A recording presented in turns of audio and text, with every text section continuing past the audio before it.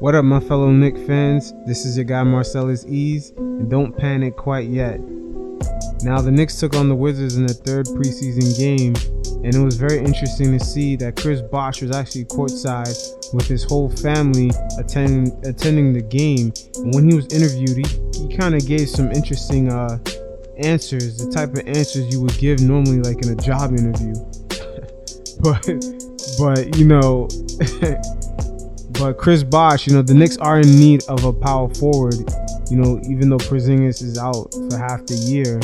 But Chris Bosh is actually seeking employment come All-Star break. So this will be very interesting to see what happens, as he does have a close relationship with Fizdale. He actually, you know, told the Daily News that, you know, and I quote him here saying, "I wanted my son to see Madison Square Garden. They are missing school, but this is history right here. So this is kind of like school too." It's very interesting for Chris Bosh, but I'm gonna play the soundbite. Rebecca Harlow back at the Garden, and we've got a very special guest in the house, Chris Bosh, showing some love to, of course, his close friend David Fizdale, and he joins me now. But Chris, it's great to see you here. Of course, Chris, 11-time All-Star, 2-time NBA champion, but the rumor on the street, you are not retired. I'm sure that makes people very happy. What's going on? Well, yeah, I have to remind people that I'm not retired yet. I haven't made up my mind. Basketball is still on my heart and on my mind, and you know, that's one of the main things that I'm trying to get back to. So I always have to tell people that I'm still going.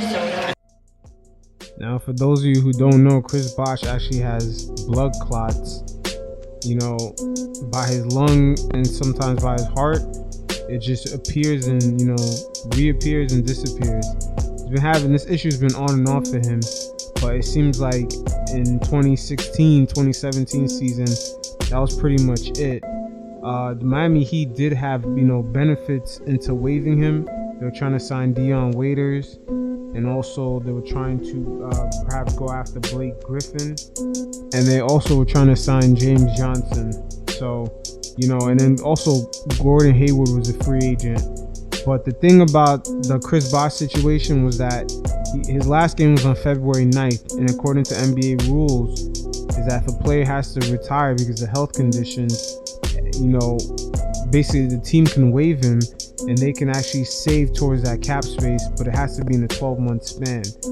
Now, within that 12-month span, the Miami Heat actually had a chance to go up against Cleveland in the Eastern Conference Finals. There was in a Game 7 with Toronto in the second round, and Chris Bosh was begging to play, but Pat Riley, he basically made sure that he stayed, you know, on the bench. You know, he stayed shelved basically.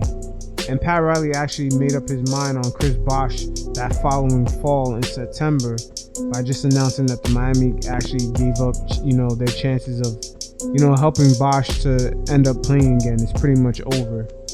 Now, the following July of the next year is when they actually waived Bosh. Now, out of his $52 million contract, they were able to save $37 million in cap space. So, you know, it's conflicting reports here and there, but the thing about this is that Chris Bosh was stating in his own documentary that he didn't hear about the Miami Heat giving up on him, but he only heard about it through the media. He didn't hear about it directly from Pat Riley, which is confusing for him to say that, because Pat Riley said something else. But we all know Pat Riley, he's a no-nonsense guy. You know, Dwayne Wade basically, you know, took a pay cut under the promise that Pat Riley would actually, you know, do him right when his contract came up for renewal. And Pat Riley, of course, took the business end of the deal and was like, you know what, you've gotten older, I can't really pay you this money. We all know Pat Riley's kind of ruthless. He's not really ruthless, he's just being business smart, you know. And at the end of the day, Chris Bosh isn't the type of player he's not like LeBron James where he's gonna bring you to a championship. So I guess, you know, they didn't want to take any chances. And also the NBA had their doctors, you know, investigate Bosh. The NBA also don't want to take chances, because in 1990, a player by the name of Hank Gathers, he basically was a college player. He was really good. He even played against Shaq. He would normally drop like over 30 points, grab like over 20 rebounds. this guy had a medical condition. He kind of ignored it, and on the basketball court, he literally caught an alley hoop, then ran up the court and just he collapsed, and he died. And I believe his mother and his grandmother was there.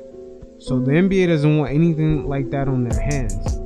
But just relating this back to the Knicks, it seems like Bosh, he really bigged up Coach Fizdale. It seems like they had a couple of sit downs on the Knicks plans, and I'm gonna let you hear this. But I know you're very close with Coach Fizdale. What does he bring to this Knicks team? What kind of coach is he?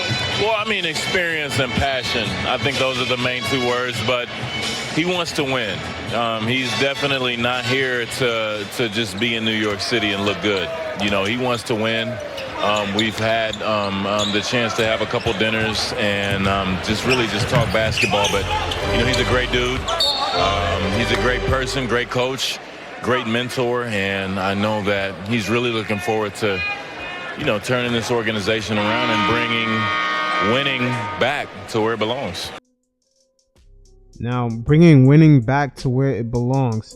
Bosh spoke very well about the Knicks organization and the hopes for it, for a guy that really has no ties to the Knicks besides knowing Coach Fizdale. It seems like, like I said, he gave a lot of great answers for a guy that was almost like on an interview. You kind of want to give your best answers to get the job. And it seems like Bosh, it seems like he really wants an opportunity to come back in the league.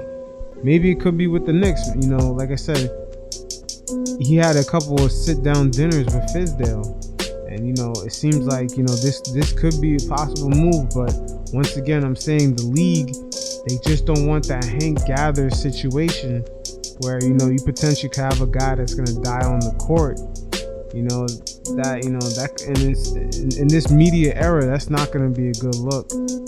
And, Bosh also has to think about his family, But, if he does get cleared, if things do get better and he gets cleared by the NBA medical staff and by, any organization's medical staff that's going to sign him, then, I don't see why not. But like I said, the only thing is that he's trying to come back at the All-Star break, and by the All-Star break, maybe we might get Porzingis back, maybe we might not. But we'll see what happens. But it's very interesting, man, to see Chris Bosh at courtside. It was pretty random, and like I said, I believe this was probably on the Knicks' dime because his whole family had courtside seats, children, wife, and then he had a nice little press run with the Daily News also. So this could be like the Knicks, kind of small time rollout for Chris Bosh. Maybe potential for him to join the team. But let me know what you guys think. Leave a comment below, and y'all stay safe. Peace.